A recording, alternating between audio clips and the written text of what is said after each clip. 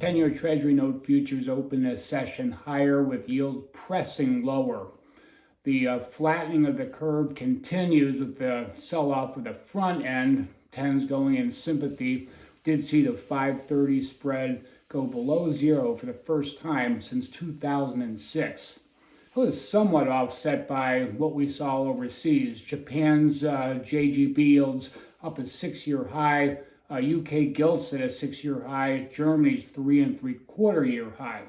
The only data that had any influence whatsoever was Chinese industrial profits for February slowed sharply, 5% versus 178.9% in February.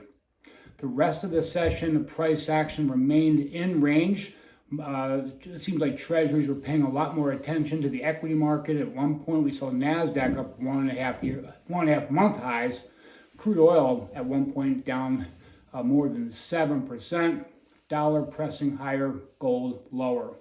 Our economic data was sort of mixed. Wholesale inventories came out slightly more than expected. The March Dallas Fed manufacturing outlook worse than expected. We did have two auctions today, a $50 billion 2-year and a $51 billion 5-year, both of them no worse than feared. And as it goes, we continue to monitor geopolitical events, China lockdown with COVID, and also oil.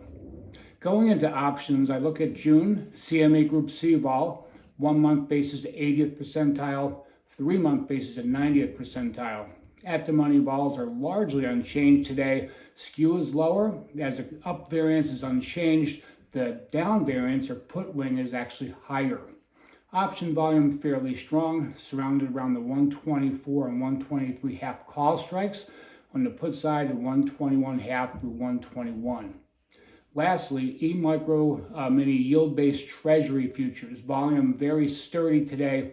Friday the 25th had a volume of 7,703 with open interest of 2,289.